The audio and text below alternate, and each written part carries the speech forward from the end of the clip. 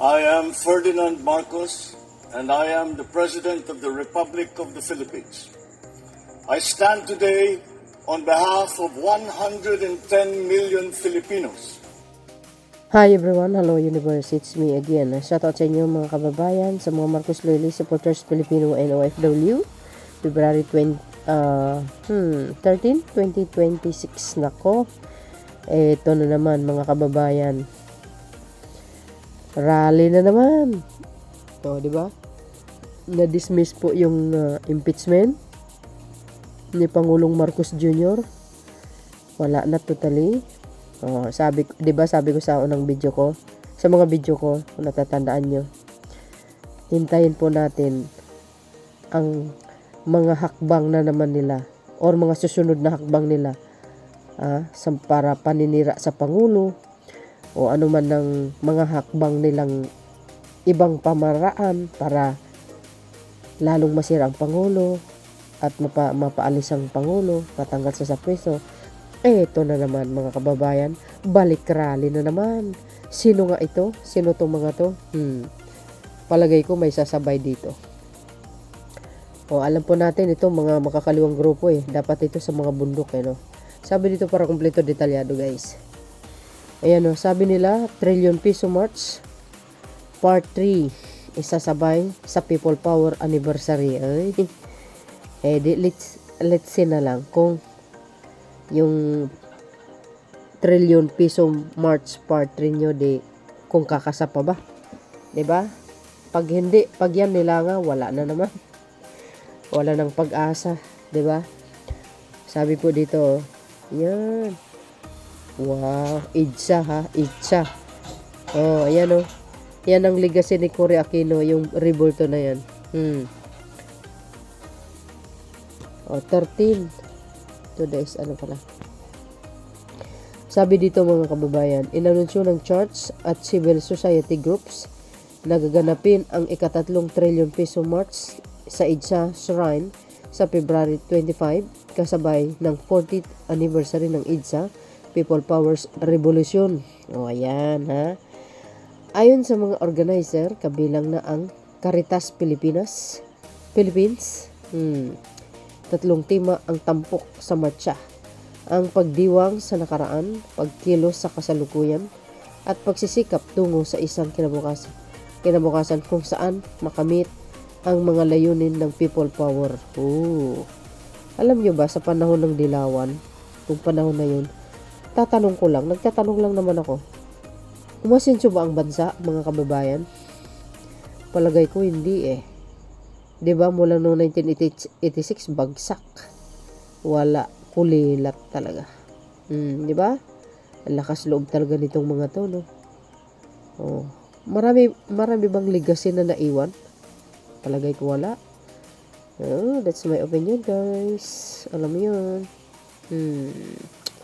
So, sabi po diyan,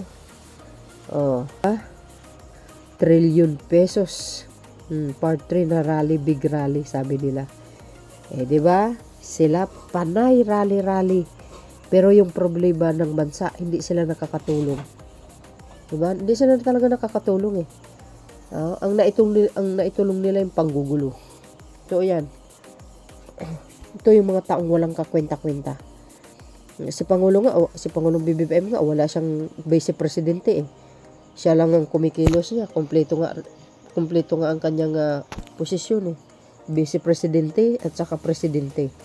Kasi wala siyang vice Sabi dito, simulan ang program ng prayer march mula Itza Shrine papuntang Club Filipino bilang paggunita sa panunumpa ni dating Pangulong Cory Aquino. Diba? Dilaw po more.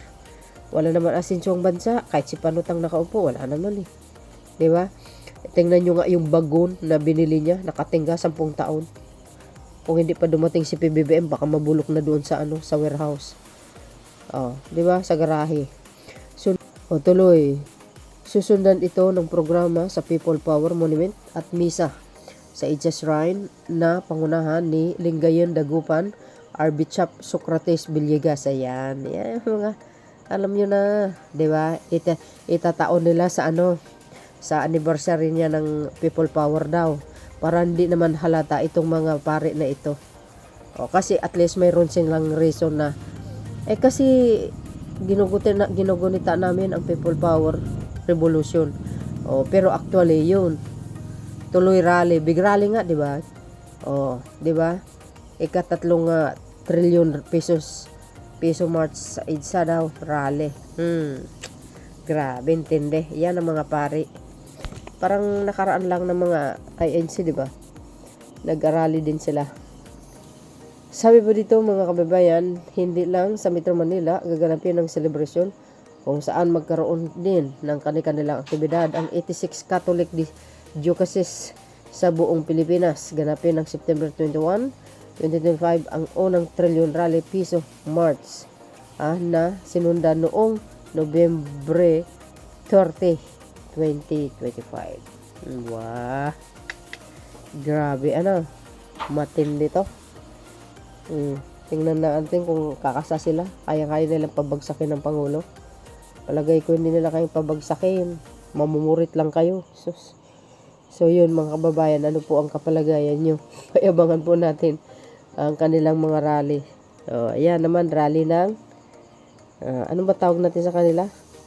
Mga kaliwang grupo. Dapat ito, bundok na lang ang inatupag nila, magtanim sila ng mga kahoy, mga saging, much better. Kaso wala hindi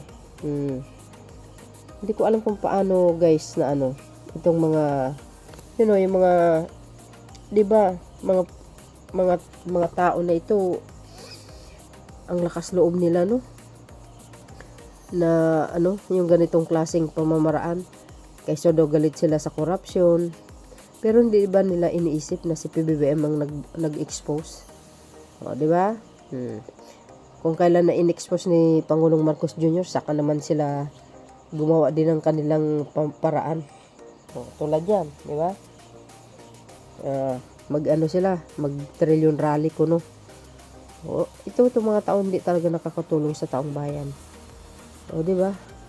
Wala kaya nga sabi ko makakaliwa. Saka mga makasarili. Gusto nila siguro iluklok yung puon nila. Sino naman? Si Laila de Lima. Joke guys. But anyway, maraming salamat sa inyo guys. Sabi dito yung mga nagkukomento, part 3 na, hindi pa rin ba kayo bayad? Matik para mukhang madami. Yes, ganun lang style nila Itataon nila. Pag sinita sila, sasabihin na, hindi, umating kami sa anniversary ng people power. Ganun lang yung style nila, bulok. Mahirap sumama dyan, baka maghasik na naman ng karahasan ang mga DDS, samantalahin na naman ang rally na yan, mahirap ng madama. Yes, totoo yan. Kaya lagi kayong mag-iingat. Yan mga ganyang style na yan. Tapos sisisi kay BBM. Ganun lang naman sila both side. Sasama na si Singson sa inyo. Kaya ligtas na ang mga kurap. Iluklok na si Sara. Naks naman. Magluluklok ka.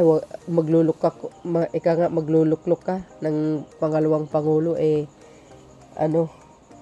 ewan ko, mahirap na magsalita. Lack of experience, lack of knowledge, lack of diskarte, idea, lahat. Wala siyang tulad ni PBBM na napakagaling. Sabi pa dito, masaklap nun. Mag-away lang kayo dyan sa EDSA Shrine, DDS versus NPA. Ang konti pa naman ng mga DDS pag nagrarally. Tama Wah. Hindi ba kayo nahihinto hanggat tuluyan ng bumagsak ang ekonomiya sa ating bansa? Pangulo lang kayo, old style na yan, people power nyo, tama. Hindi, walang takot ang mga yan. Ibig sabihin, hindi naman sila natatakot kasi nakaupo lang sila. Anong maitutulong nila sa bayan para pa sa paglago ng ekonomiya? Wala, kundi sigawan sa labas. Mga kibaka. 'Di ba? Tamaan kayo sana ng kidlat. Naghahanda din ang place para paligidan ng kuryente para di mapasok ng mga ito. Oo dapat lang. Pero mawala sila na itutulong sa bansa nito. Tapos, kung makapag salita sila, malinis. Kaloka. Ayan, trillion piso March, part 3, isasabay sa People Power Anniversary. Ayan, para magmumukhang madami. Ang tanong, madami pa kaya?